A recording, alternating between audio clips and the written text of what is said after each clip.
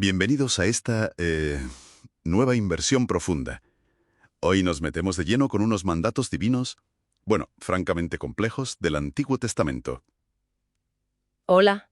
Sí, temas que siempre generan, debate. Exacto. Vamos a centrarnos en los que hablan de guerra y destrucción de pueblos, sobre todo en Deuteronomio y Josué. Ajá. La idea es intentar, comprender la lógica interna que presentan estos textos, especialmente esa orden de aniquilación total para ciertas naciones cananeas. A ver, vamos a desgranar esto. Pues sí. Y yo creo que para empezar es fundamental entender un concepto clave.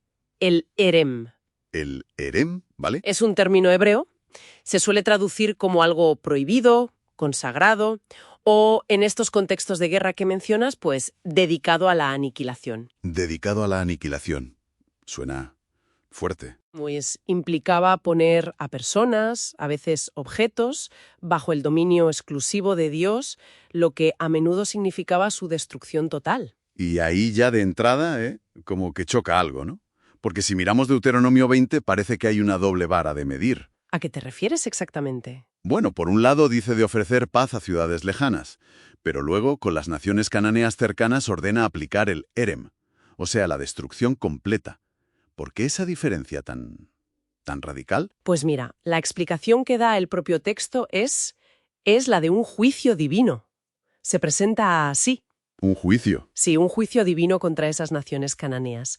Se describe como una medida drástica, sí, pero tanto punitiva como preventiva, Preventiva, ¿contra qué? contra lo que el texto describe como una idolatría muy arraigada, muy profunda y contagiosa en esas culturas. Ah, vale.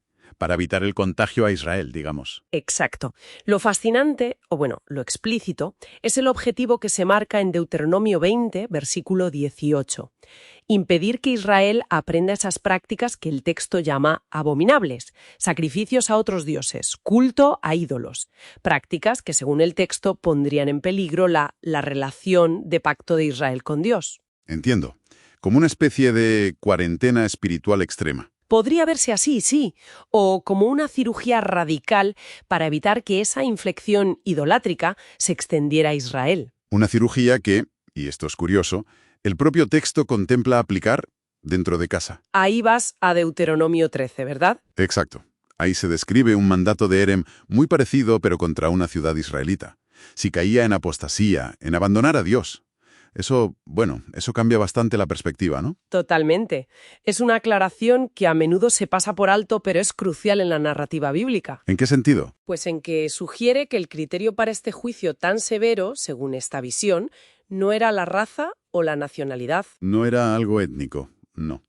Era un juicio, llamémoslo teocrático, basado en la conducta. La rebelión activa y persistente contra la soberanía de Dios, sobre todo a través de la idolatría. El mismo rasero, la misma medida, se aplicaba al propio pueblo elegido si se desviaba de forma grave. Vale, eso es importante. Sí, y esto a veces se enmarca en una visión más amplia, ¿sabes? Como un conflicto cósmico entre el bien y el mal. Desde esa perspectiva teológica, la neutralidad no es una opción. O estás con Dios, que representa la vida, o estás en contra, lo que lleva a la destrucción, a la muerte. El Erem sería una manifestación extrema de esa dicotomía, en un momento histórico muy concreto. Entendido. Entonces, volviendo al erem en sí, como concepto, esa consagración irrevocable a Dios que, en la práctica que describen estos textos militares, solía acabar en destrucción. Eso es. Pero hay matices importantes que los propios textos señalan. A ver, se presenta siempre como una acción bajo estricto control divino. No era una carta blanca para la violencia porque sí. Limitado. Muy limitado.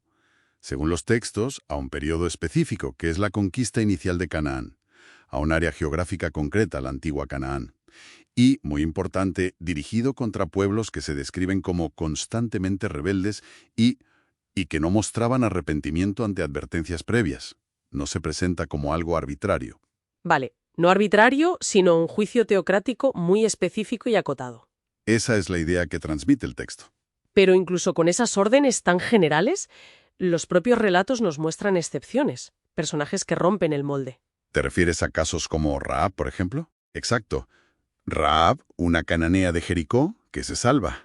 O al revés, Acán, un israelita que es destruido precisamente por violar el Jerem. Y luego están los Gabaonitas, otro grupo cananeo que consigue un pacto y sobrevive. ¿Cómo encaja esto? Pues precisamente subrayan algo que decíamos antes, la importancia de la elección y la respuesta individual ante Dios, incluso en este contexto tan duro.